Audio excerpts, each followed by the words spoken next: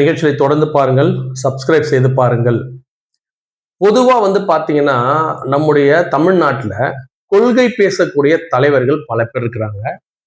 உதாரணத்துக்கு திருமாவளவன் அவர்கள் CBI, CPM, அப்புறம் நம்ம பாட்டாளி மக்கள் கட்சி. மிக முக்கியமானவர் வைகோனுடைய மதிமுக வைகோ அவர்கள்.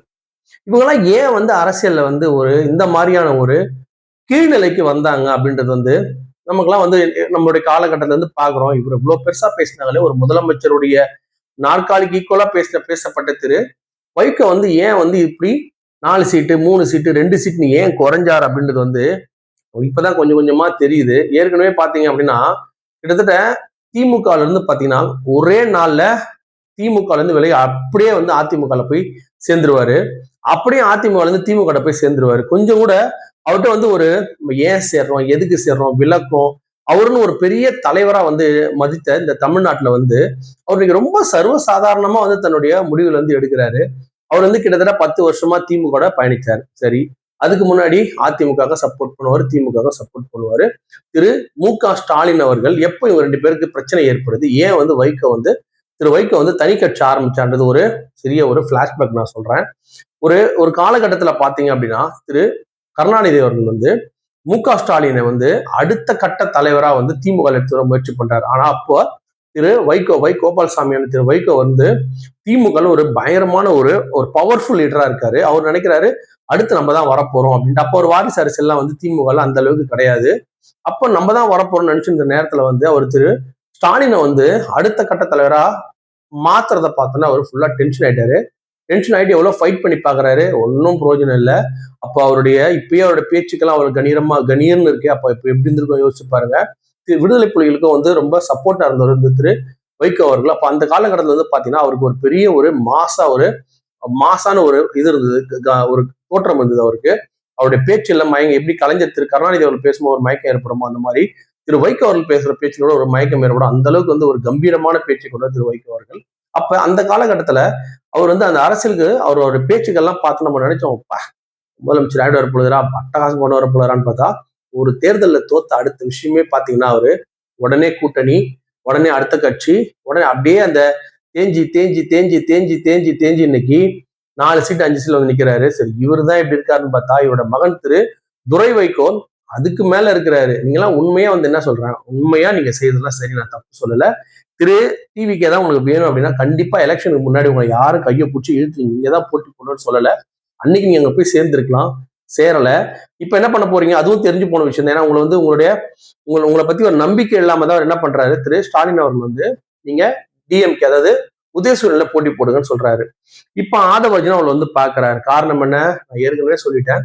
புதிய தலைமுறை டிவில இந்த 4 தாவேக்காக ஆதரவு அளிக்கும் அந்த கட்சிக்காரர்கள், ஆதரவு அளிக்கும் அந்த கட்சிகள் பேசும்போதே சொன்னாங்க, கொள்கையில எங்கன்னா மாறிச்சுன்னா கண்டிப்பா அமைச்சர் வெளில வர நாங்க தயங்க மாட்டோம். விடுதலை சிறுத்தைகள் கட்சியும் சிபிஐ சிபிஎம் நாங்க உள்ளேயே போல, எப்போனா நாங்க ஆதரவை வாபஸ் பெற்றோம் சொல்லிட்டு சிபிஐ சிபிஎம் சொன்னதுல இருந்து ஆதவர்ஜுனாக்கு கிலி வந்துருச்சு. இவங்க நம்பர்ல எந்த பிரயோஜனமும் இல்லை. நம்ம வேலையை பார்த்தாகணும்னு சொல்லிட்டு ஏற்கனவே பாட்டாளி மக்கள் கட்சி ஏன்னா விடுதலை சிறுத்தை போயிடுச்சுன்னா அப்படியே ஆப்போசிட் பாட்டாளி மக்கள் கட்சி அங்க போயிட்டா கண்டிப்பா பாட்டாளி மக்கள் கட்சி 4 பேர் உள்ள வருவதற்கு அதிகமான வாய்ப்பு இருக்கு. அது ஒரு பிளஸ் பாயிண்ட் தேடி பாட்டாளி மக்கள் கட்சியோட அன்புமணி விஜயை பார்த்து என்ன ஒரு 2 பேர்ல காம்ப்ரமைஸ் பேசி வச்சிருக்கான்னு தெரியல. இவங்க போனாங்கன்னா டக்குன்னு அவங்க உள்ள வந்துருவாங்க. ஏன்னா அவங்களுக்கு அமைச்சர் பதவி வருது இல்லையா, அதுவும் தன்னுடைய மனைவியான சௌமியா அன்புமணிக்கு என்னோட பதவி கண்டிப்பா பேசி வச்சிருப்பாரு. இன்னைக்கு கூட தாவேகா சார்பில் நடந்த அந்த எம்எல்ஏக்களுடைய கூட்டத்தை கூட சௌமியா அன்புமணி கலந்துக்கினாங்க. அங்க ஒரு 4 சீட்டை உஷார் பண்ணி வச்சிருக்கிறாரு ஆதவர்ஜுனா. அப்புறம் இங்க இப்ப முடிஞ்ச திமுக சைட்ல இருந்து 8 கிட்டத்தட்ட வாங்கிட்டோம், ஒரு 13 சீட்டை வாங்கிட்டோம். அந்த 13ல 5 கன்ஃபார்ம். சப்போஸ் இந்த 8 போச்சு அப்படின்னு சொன்னா ஒரு 4 எப்படியே பாமக உள்ள வந்துடும். அது கூடவே என்ன பண்ணுவோம், மதிமுக இவர் வைகோ எப்படி இருந்தாலும் எந்த பக்கம் கூப்பிட்டாலும் போயிடுவாரு. அதே வீரவசனத்தை அப்படியே பேசுவார். அதே உச்சாணி தொழில அவங்களையும் பாராட்டி பேசுவாரு, அப்படியே அவங்களும் திட்டுவார். ஒரு ப்ரோக்ராம் ஒண்ணு உண்டு, ஒருத்தர் என்ன பண்ணணும்னா நீங்க அப்படியே பாராட்டிட்டே இருக்கணும், டக்குன்னு ஒரு பெல் அடிச்சோன்னே அப்படியே கேவலமா திட்டணும் அப்படின்னு ஒரு ப்ரோக்ராம் இருக்கும், நீங்க பார்த்திருப்பீங்க. அந்த விஷயத்துல கலந்து கொண்டாருன்னா ஃபர்ஸ்ட் பிரைஸ் வாங்கக்கூடியவர் யாருன்னா வைகோ மற்றும் துரை வைகோ. இவங்க 2 பேருமே பாத்தீங்கன்னா அதுக்கான முதல் பரிசுக்கான எல்லா தகுதியும் கொண்டு இவங்க 2 பேர். இன்னும் மேலும் சில கட்சியில உங்க சுயபுத்தியை காட்டதான் போறாங்க, அது அப்புறம். ஆனா இவங்க எதிர்பார்க்கறது இந்த 2 பேரும் டிவிக்கு ஆதரத்தின்லாம் எந்த அவசியமும் கிடையாது. அவங்க எதிர்பார்க்கறது நீங்க 2 எம்எல்ஏ காலி பண்ணுங்கப்பா, நாங்க பாத்துறோம், 2 எம்எல்ஏ வந்து நீ ராஜினாமா பண்ணு, நம்ம ஜெயிச்சலாம், நம்ம கலைக்கலாம் அப்படின்ற ஒரு எண்ணத்தோட வந்து டிவிக்கு இருக்கு.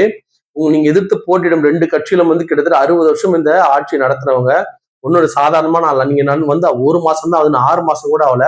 அதுக்குள்ளேயே நீங்க இந்த சின்ன சின்ன கட்சியில வச்சு உடைச்சி பெரிய கட்சியான அதிமுக உடைக்கிறீங்க, சின்ன கட்சியில உடைச்சு என்ன பண்றீங்க, இந்த மாதிரியான ஒரு வேலை பார்த்துட்டு இருக்கீங்க. உங்க ஆட்சி தொடர்ந்து நடக்கணும்னு சொல்லிட்டு மக்கள் மேல நம்பிக்கை இல்லை உங்களுக்கு.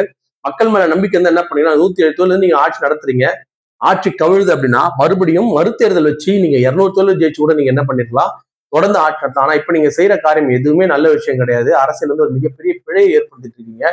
மாற்றுக் கட்சியில திரு ஸ்டாலின் அவர் தான் முதல்ல சொல்லி வாக்களித்த மக்கள்ல வந்து வாக்களித்த 2 3 ஆல்ரெடி வந்து 13 எம்எல்ஏ தூக்கிட்டீங்க. இப்ப மேலும் 2 எம்எல்ஏக்கள் அதே கட்சியில போட்டி போட்ட, அதே சின்னத்துல போட்டி போட்ட திரு வைகோ இப்ப நீங்க போய் சால்வ போத்தீங்கன்னா சும்மா கிடையாது. அவர் அதே உச்சஸ்தானில வந்து இதுக்கு மேல வந்து திரு ஸ்டாலின் அவர்களை திட்டி உங்களை பாராட்டுவாரு. ஆனா அது எப்போனா மாறும், மறுபடியும் உங்களை திட்டி அவரையும் பாராட்டக்கூடிய திறன் கொண்டவர் வந்து திரு வைகோ அவர்கள். அதனால உங்களுடைய நீங்க போய் வைகோவை பார்த்தது வந்து கண்டிப்பா ஒரு ஆதாயம் எல்லாம் போய் பார்த்திருக்க மாட்டீங்க. ஆல்ரெடி திரு ராமதாஸ், அன்புமணி ராமதாஸ் ஒரு 4 பேரு, இங்க தூக்குனா ஒரு 2 பேர், கிட்டத்தட்ட இங்க எப்படி இருந்தாலும் ஒரு 20 சீட்டையாவது நீங்க வந்து உடைக்கணும்னு பாக்குறீங்க. 20 சீட்டாவது உடைச்சி அதை ரீஎலெக்ஷன் வைக்கும் போது கண்டிப்பா 10 13 ஜெயிச்சலான்னு ஒரு கனவு கண்டுட்டு இருக்கீங்க.